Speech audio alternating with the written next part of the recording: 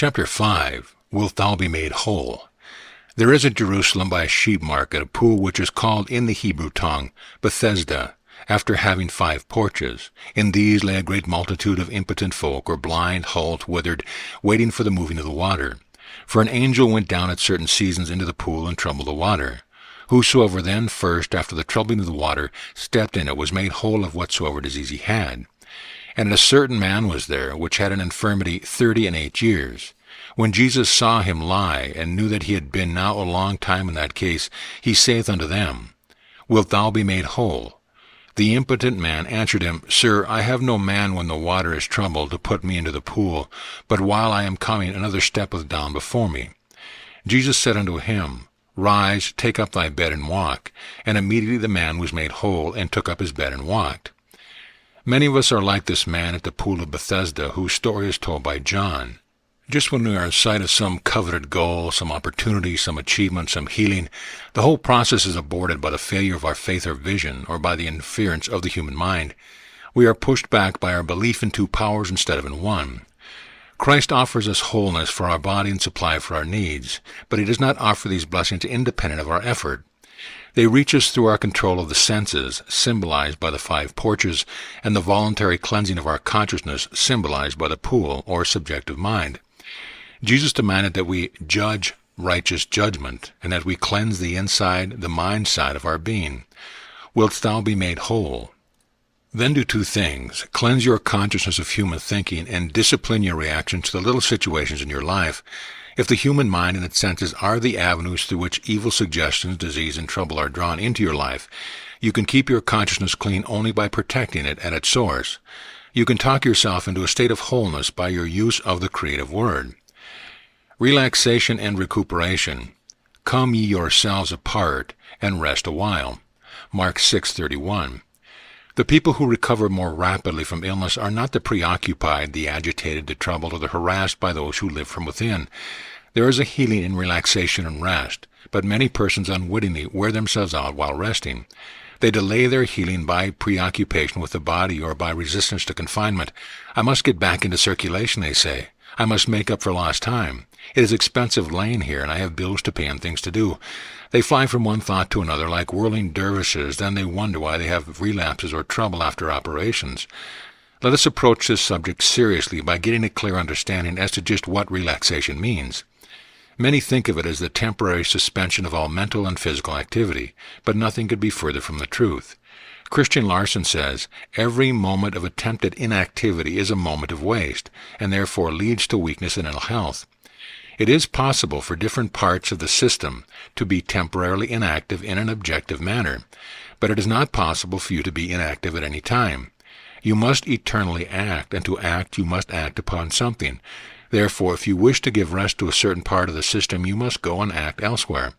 In other words, you can relax the body only by becoming unconscious of it, and you can become unconscious of it only by acting upon something else. The real way to recuperate rapidly and to maintain your mental and physical efficiency and usefulness to the end is to think and live outside your body. Your consciousness must become wholly absorbed in something beyond yourself, something higher and greater than yourself. I relax in mind and body, and willingly let the Christ Spirit do its perfect work in and for me. Mechanics of relaxation. The most luxurious feeling that can come over one is perfect relaxation. St. Paul's invitation to let this mind be in you, which was also in Christ Jesus, implies relaxation. As we let the Christ mind be in us, we relax mentally. When the mind is relaxed, the body also becomes relaxed. A quiet pool by the side of the road can reflect a star, but when ripple overspread the pool, the image is distorted. Only still water reflects a perfect image, and only a still body and mind can reflect the divine image. Our first step in mastering relaxation is to learn to be still in the body. Be silent all flesh before Jehovah. The physical body and the conscious human mind impinge upon each other. What affects one affects the other. Both must be eased from strain and effort, the body through relaxation, and the mind through some other line of thought. To master relaxation, you must practice it systematically and regularly every day. You must act upon the subconscious mind with the idea of relaxation until you can become absolutely unconscious of the body and indifferent to the thoughts and tensions of the conscious mind. St. Paul described the state perfectly when he said, "To be absent from the body is to be present with the Lord." Detachment from self is absolutely indispensable to a deep realization of the presence of God. The best position for relaxation is sitting in a straight-back chair or laying down. The best method is the only one already outlined in this book. Simply talk to yourself about each part and organ of the body and command the inner self to relax it as you call it by name. Subconscious mind of me, I want you to relax my eyes and to fill them with God's peace. Relax, relax, relax. Peace, peace, peace. Repeat the words substituting ears, throat, mouth, lungs, nerves, stomach, arms, legs, and other parts of the body for the word I. You will find your attention lowered and a sense of tranquility established. The second step is to empty the mind of its tension and conflicts by causing it to act with God. Simply repeat this two-word formula to the inner self until you can feel it expressing itself in every organ, function, and part of the body. Infinite peace, infinite peace, infinite peace. Lowering the tension. Just as spiritual healing is conditioned upon a change of belief, perpetual health is conditioned upon our ability to keep the stream of life unhampered, unconditioned, unimpaired by human thought. At the center of every man's being are pure spirit and perfect health. They are always seeking expression through him. To bring out and to maintain new and more perfect forms of health, man must open up new channels from the center and keep the stream of life flowing through beliefs that are in accord with perfection and truth. He must change his belief to permit a greater flow of spirit through himself.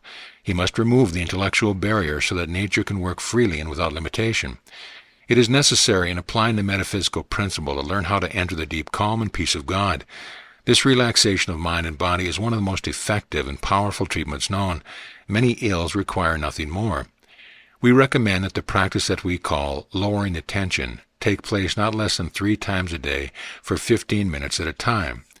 It is not only the best method for reducing tension and relieving pain at the back of the neck, but of putting into one right condition of mind to deal with its problem, of lifting one's power to their highest pitch.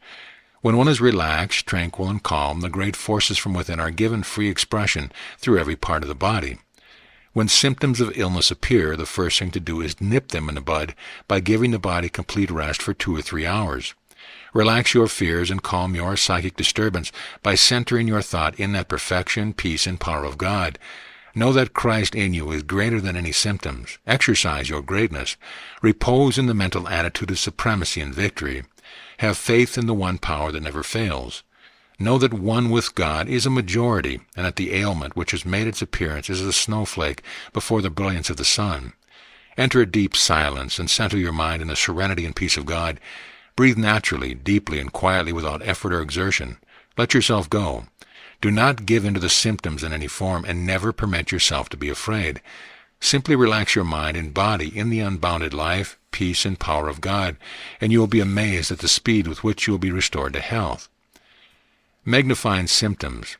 Since the mind enlivens, enlarges, and empowers whatever we give attention to, it is never wise to dwell upon nor to magnify symptoms.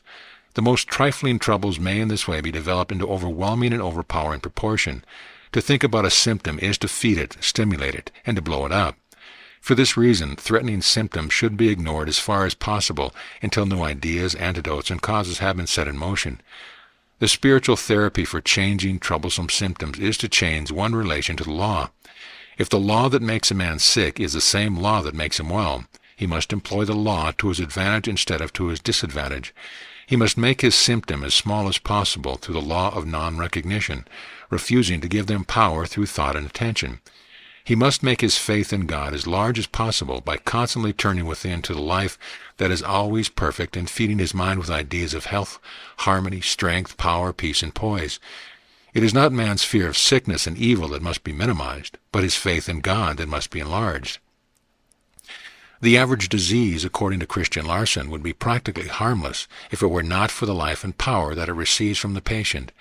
We magnify our ills and thus make them worse, and we increase their life and power for living for them and placing ourselves at their mercy.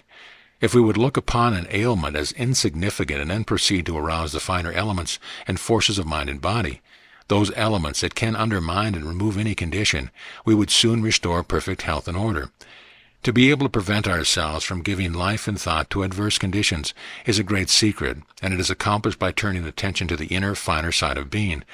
It is here that faith becomes such a remarkable power, because through the attitude of faith in mind goes beyond the things that are in the seeming, and enters into the sublime state, where everything is always well.